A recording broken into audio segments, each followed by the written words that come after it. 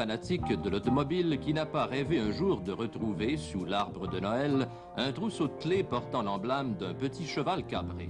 Deux simples petites clés coûtant 28 000 $ et pouvant lui permettre de s'évader au pays de l'extase au volant de la plus illustre représentante de la haute société automobile. Ouvrez bien grand vos yeux et vos oreilles car pendant 10 minutes, nous vous proposons de réaliser ce rêve insensé en prenant le volant avec nous de la Ferrari Daytona.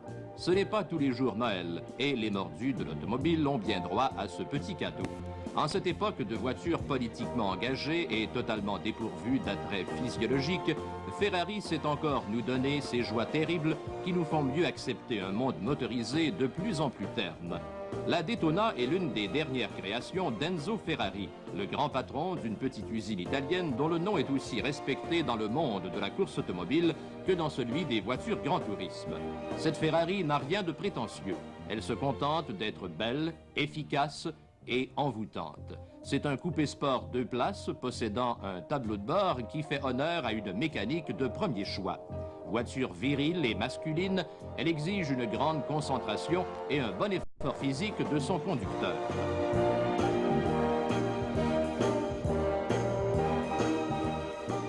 Un repose-pied à gauche du pédalier vous assure un excellent maintien et, bien calé dans un siège baquet parfaitement moulé, vous pouvez consacrer toutes vos énergies à la conduite de ce fabuleux engin.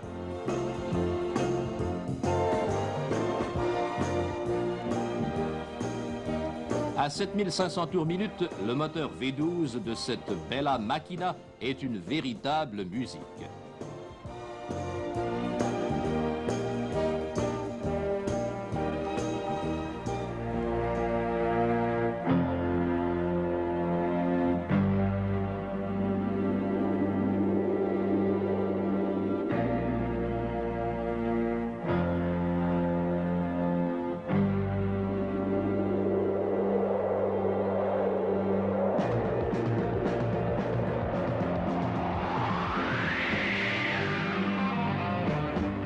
Un coup d'œil rapide sur les instruments bien disposés vous permet de contrôler la mécanique. Température et pression d'huile, ampèremètre, température d'eau, tout est là au bon endroit. La mécanique, elle se résume à ceci: 4 freins à disque, suspension à 4 roues indépendantes et une boîte de vitesse à 5 rapports faisant corps avec le différentiel auto-bloquant. Le levier de vitesse au plancher est bien à portée de la main et son guidage est facilité par une grille de sélection vous permettant d'éviter les erreurs coûteuses. Car quand on peut atteindre 148 000 à l'heure en quatrième, une telle vitesse ne vous permet pas d'y regarder à 2 fois avant de passer la 5e.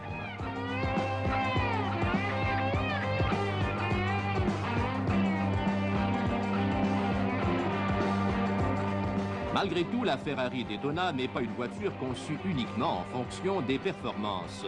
Son conducteur a aussi droit à une bonne ration de confort, comme en témoigne la présence de glace à commande électrique, d'un système d'air conditionné, d'un appareil de radio AM/FM, etc. Mais qui voudrait entendre le dernier succès du hit parade quand la symphonie de Modène est en plein allegro?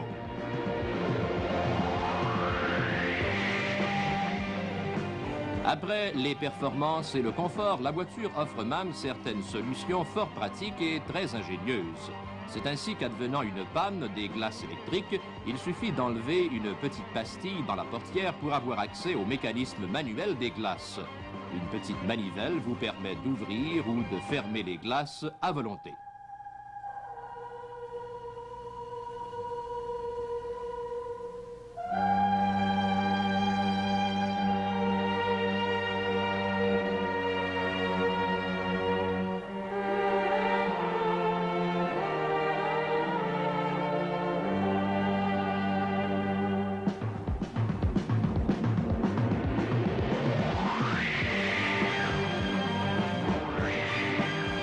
Monsieur Ferrari s'attend aussi à ce que le possesseur d'une de ses voitures soit non seulement un riche playboy, mais un conducteur ayant certaines notions de la mécanique.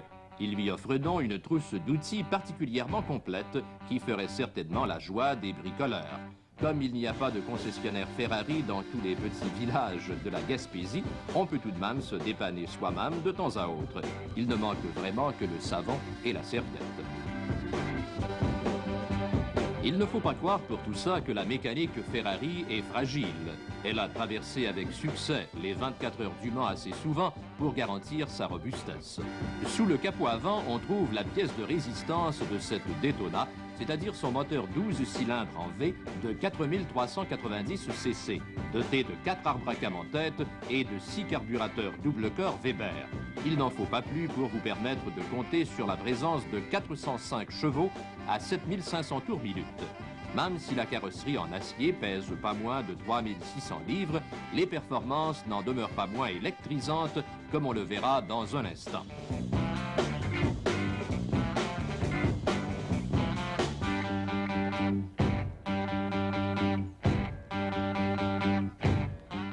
En vérité, on ne peut pas parler d'une Ferrari et lui rendre justice.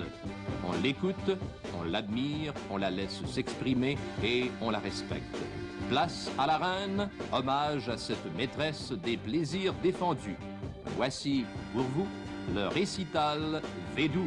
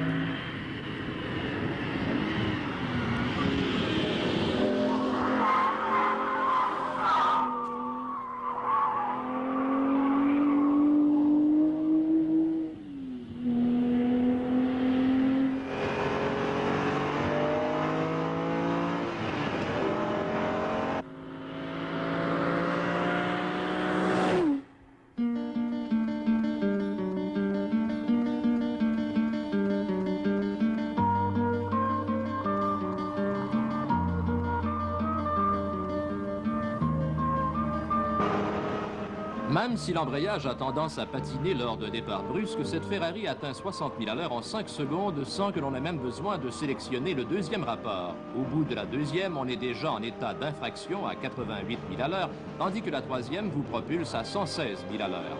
En quatrième, il faut un avion pour vous suivre à 148 000 à l'heure, tandis que la cinquième vous garantit une suspension du permis de conduire.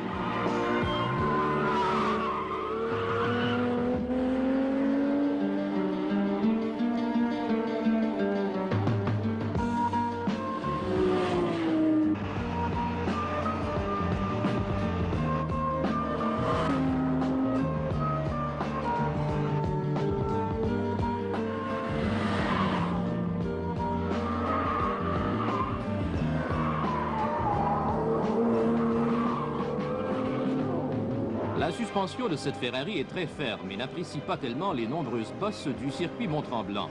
En d'autres termes, la Daytona n'est pas la Ferrari des parvenus, mais des vrais sportifs qui placent les qualités de tenue de route avant celles du confort. Si la direction est assez souple à haute vitesse, elle s'alourdit énormément dans les virages serrés. Et il est bien évident que la voiture doit exiger un bon effort physique dans les manœuvres de stationnement. Par contre, il suffit d'effleurer la pédale de frein pour ralentir rapidement et en toute sécurité. La Daytona est une voiture tellement bien équilibrée qu'elle étouffe toute sensation de vitesse et on peut dire honnêtement qu'à 140 000 à l'heure, on a l'impression de rouler à 80. D'ailleurs, le temps de notre meilleur tour au circuit est le meilleur argument quant aux qualités de cette incroyable voiture. 2 minutes, 2 secondes et 5 dixièmes. Une performance éloquente qui se passe de commentaires.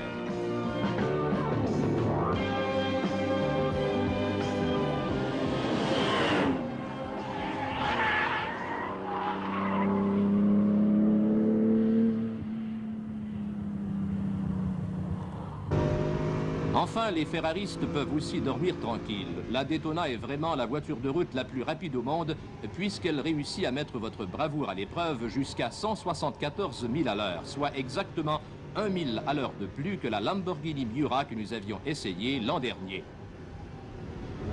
Votre beau rêve s'achève et il faut revenir à la réalité.